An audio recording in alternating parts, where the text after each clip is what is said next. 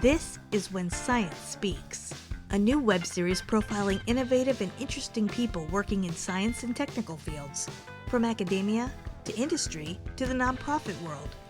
We explore how to be a powerhouse advocate for science and your research, how to advance your career in meaningful ways that make you happy, and how to push back on the ongoing assault on science and other related issues of interest happening in the world.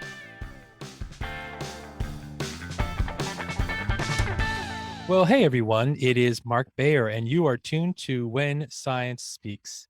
This episode of the show is sponsored by Bayer Strategic Consulting in Washington, D.C., which helps scientists get funding, gain influence, and build strategic relationships with the stakeholders who matter most in their professional world. Reaching those goals often involves effective translation of complicated research into engaging, jargon-free communication that boils down complex topics to capture the attention of decision makers and general audiences. Interested in getting a free resource to help you do just that? Go to complexitymadeclear.com to get the 11 keys for translating complexity.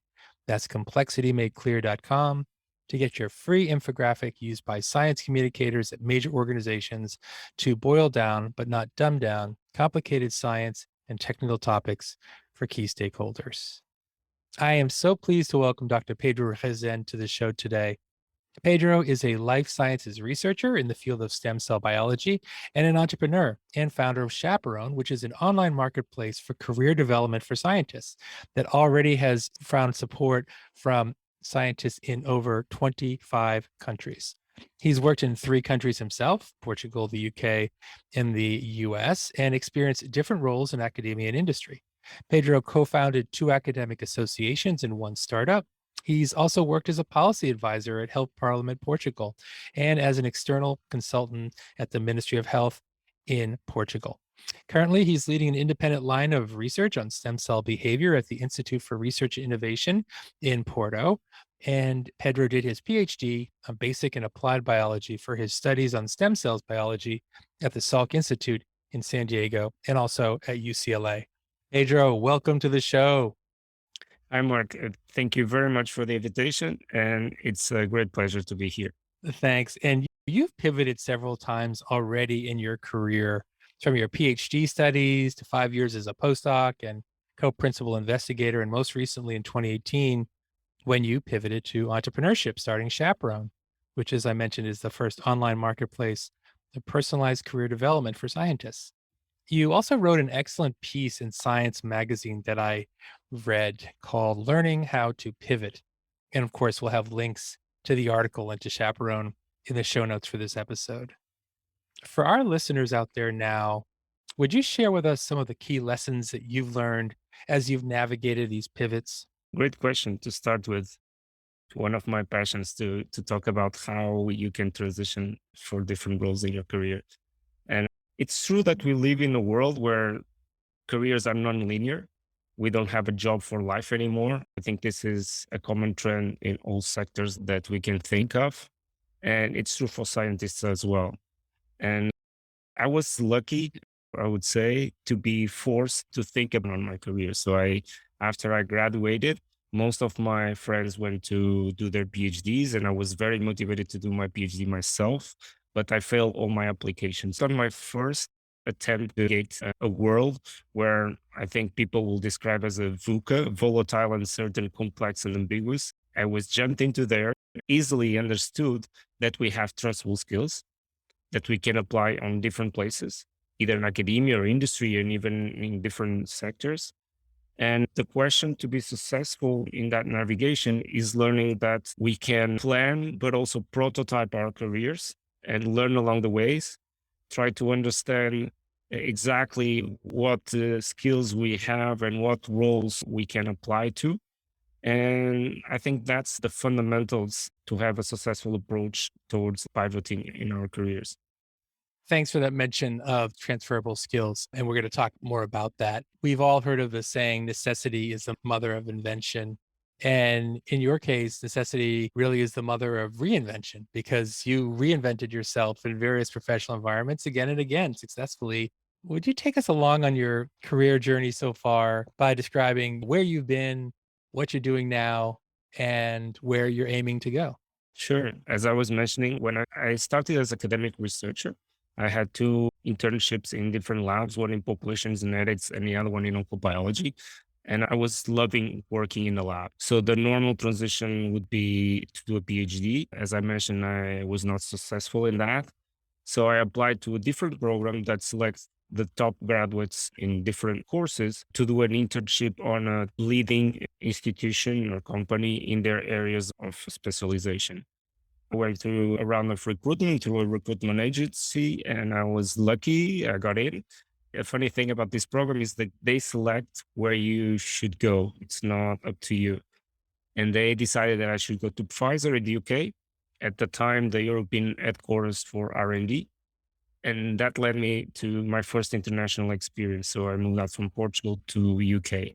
I spent 1 year there. Then I learned that I was a very good fit to work in industry. I loved working in industry. So that came as a surprise because I was loving academic research. But I faced the second challenge, which was my degree was not being recognized in Europe. This is pre the Bologna Convention, which kind of uniformed the degrees across Europe. So I understood that I had to do either a master or a PhD, which they were much more recognized across different countries in Europe. I ended up deciding to apply to PhDs again. This time I was successful. I got into a PhD program that I really wanted to go because, as opposite of the program that I mentioned before, this time they give you the option to pick the country where you want to go to do your research. No strings attached. And I'm a surfer. I grew up watching videos of California, of the California lifestyle.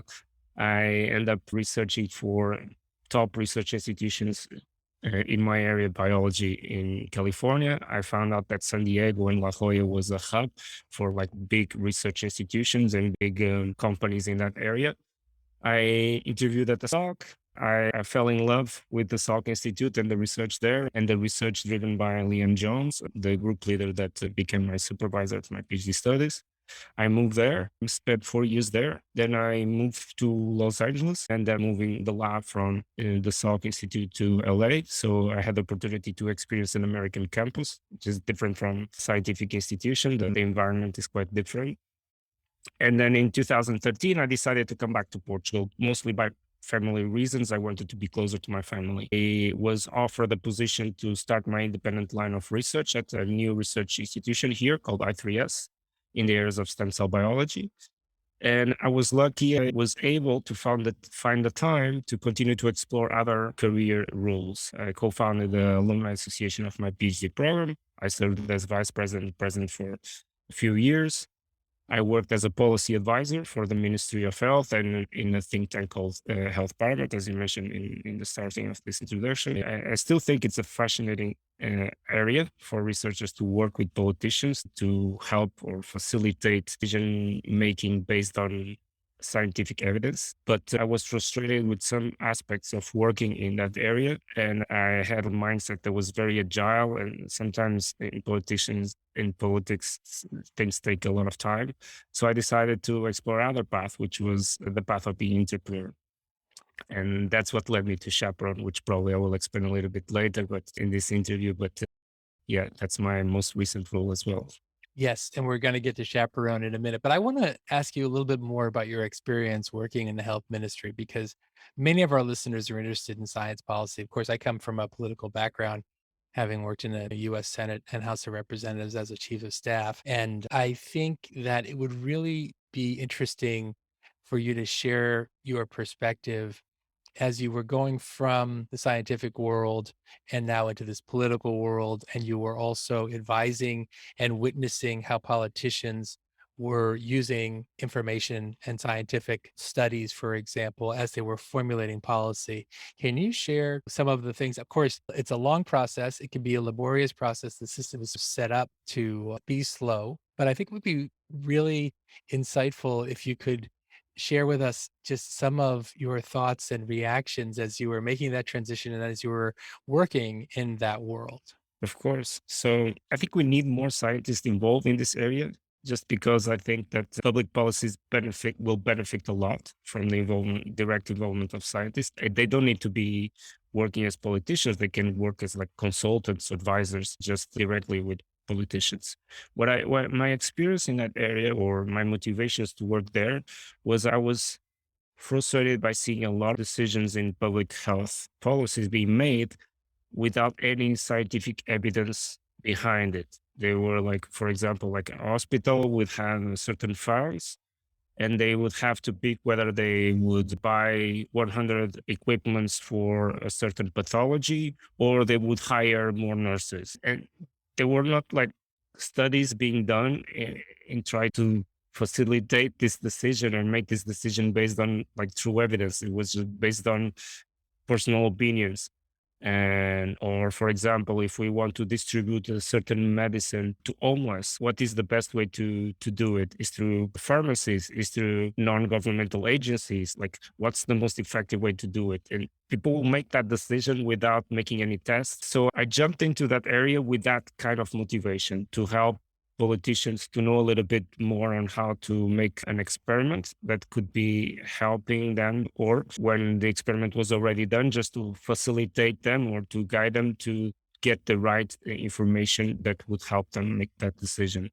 What I learned in that process is that politicians and scientists, they have the same motivations. I think they all want the common good. The problem is that we don't speak the same language. There's a big trend these days about open science, for example, science that leaves the lab and reach the society.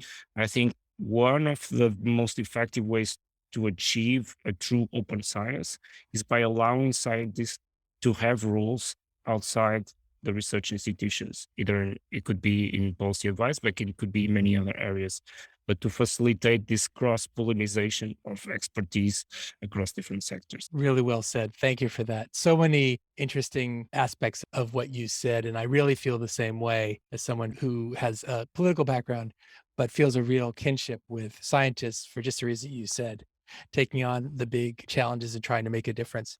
Now, I would really like for you to tell us about Chaperone, its mission, values, its designed to deliver, and also how listeners who are interested can get more information. Sure. So me and Joanna, my co-founder of Chaperone, Joanna Moscoso, we lived in 8 different countries combined. And what we realized when we were having our initial conversations around this topic of career development is that everywhere where we have been, we saw the same issue. We saw scientists that were lacking the proper career support that they need to feel happy or successful with their careers. And that was the initial motivation that led us to a period of 2 years of research. We interviewed with more than 50 research institutions, trying to understand why this problem was happening. And more precisely, like what were the main problems that were making the democratization of the access to career development not to be true. And what we realized in that process is that there was a lot of awareness. Actually, scientific institutions, they were aware that this was a problem and this was important for them, but they were lacking a proper solution. Like most of the career development solutions happening or available before Chaperone were not effective. They were old fashioned. Like a lot of institutions and universities, they had what I like metaphorically describe it as an old guy or an old woman in an old dark room that nobody knows very well what it is, with an old PC, with a PowerPoint made 30 years ago, with the solutions that are not like the same for the market these days. And what we decided to do at Chaperone was like a modern, friendly approach and high quality, personalized solution for career development. And this materialized in an online platform where people can see different career consultants from different countries, different expertise, different professional backgrounds, and everything is transparent about what are their expertise, what is their background, their price per hour.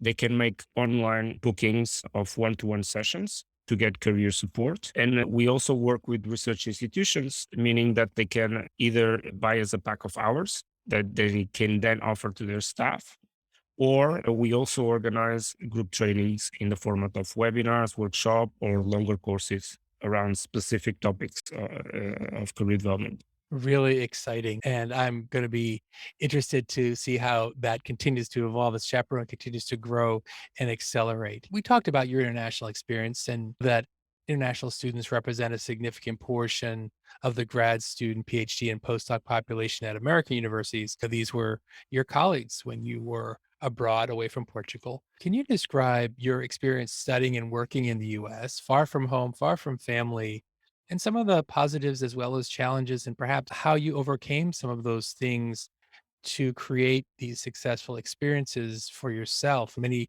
listeners are international students studying in the US, and I think that your insights, pointers would really be helpful.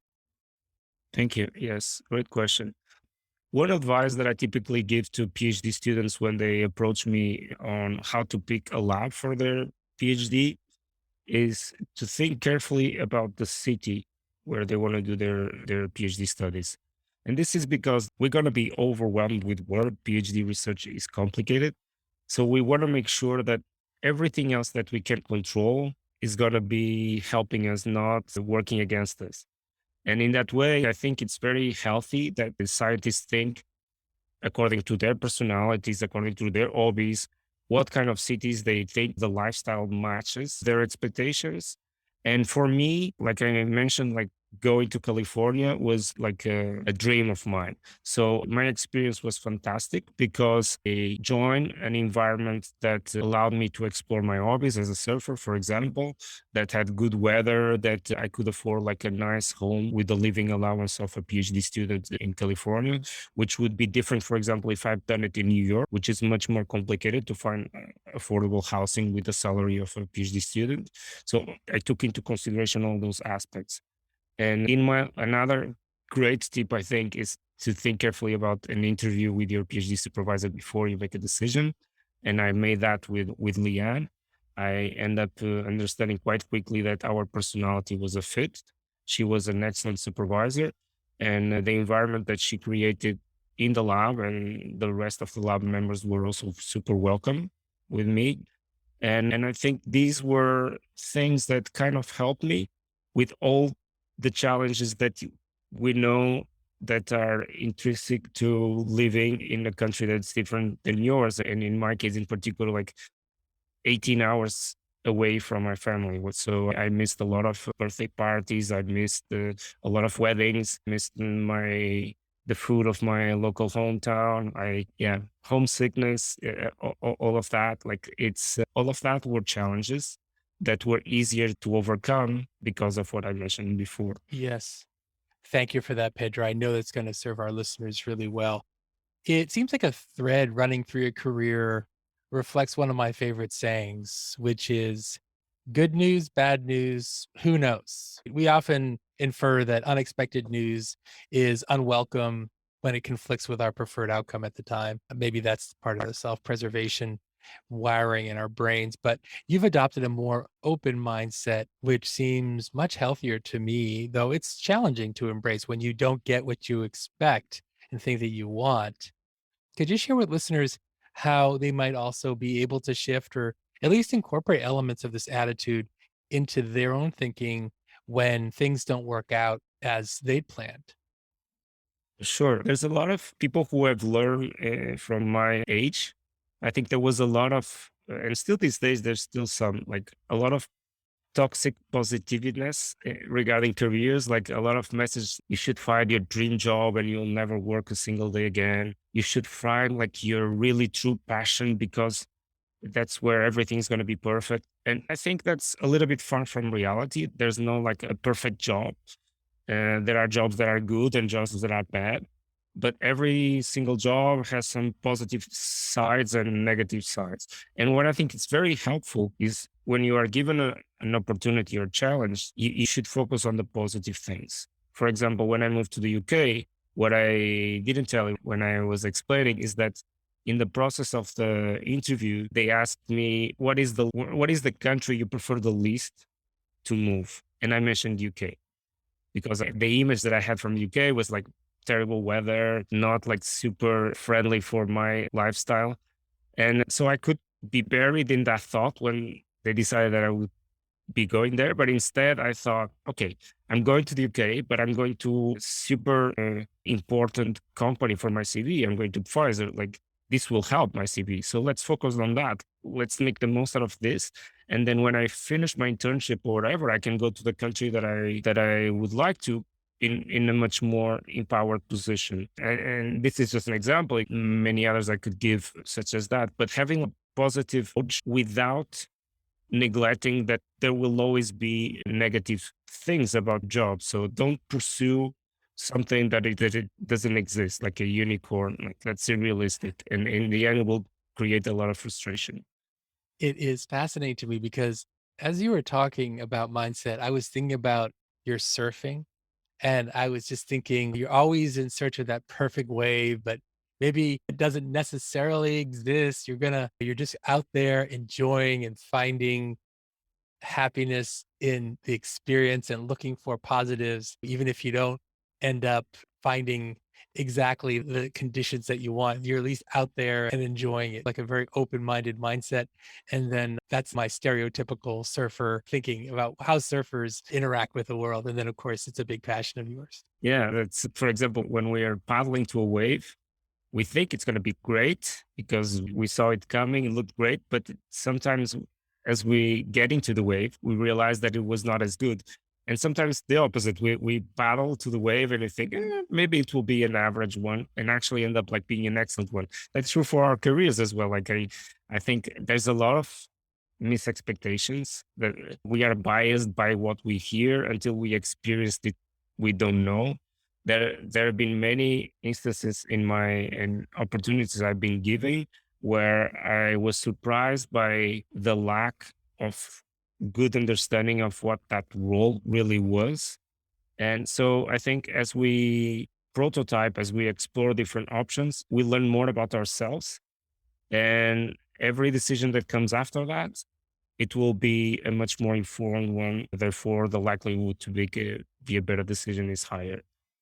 Yeah. Yes, I like that a lot. Learning, continuously improving, and being informed by your experience. You've learned so much, I'm sure, about starting a company. I want to ask you a little bit about your experience now with Chaperone again, the good, the bad, and the ugly, so to speak, about startups. Many listeners are interested or at least intrigued by the prospect of starting a company or going to work for a startup. What's one or several, I guess, if you have them, things about the startup professional lifestyle, the culture, or the skill set that you think those on the outside looking in may not be aware of or prepared for? Being a startup is much more a mindset. Being an entrepreneur is it's much more a mindset than a skill in itself. Obviously, there are important skills involved, but the mindset is the more important thing. Like you must be able to to be comfortable with failure because you're going to be failing a lot of times frequently. You must be equipped with skills that allow you to learn from those failures. You must be very open to feedback. You must love to learn because you'll have to learn a lot. I had to learn about finances, about the tech, about marketing, about sales, about team development. So you have to learn about many different areas. You should like to learn and you should like leadership positions because if you're a founder, you will end up managing people. And not everyone likes to manage people. So if you don't like to manage people, it will be very hard for you as a founder to be successful because you will always have to deal with people. And that's actually one of the most important things as a founder. And I think those are like the key things that I would pinpoint about like being an entrepreneur. Great, great. Thanks, Pedro. As we wrap up, I'd like you to think of the major stages and experiences in your career across academia, of course, in the policymaking realm, in industry, as an entrepreneur.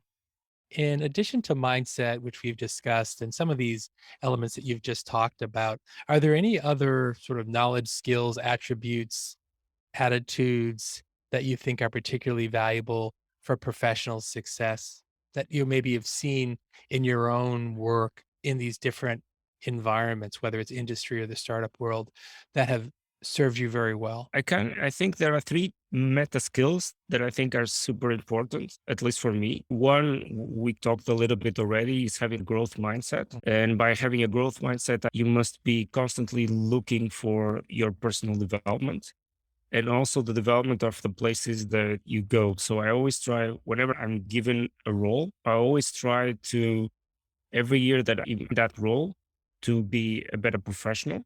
To when I look back 1 year before, I feel like I evolved. But also, I want my surroundings, I want my lab, if I'm working in a lab, or my company, if I'm working in a company, to be stronger than it was before and to have some contribution, some active role on that. So having that growth mindset, I think, is super important. But then after that, for me, I think empathy is a really key thing because we are on this constant wheel of reskilling and upskilling. And I think the easiest way to learn is to be able to put yourself in the shoes of other person.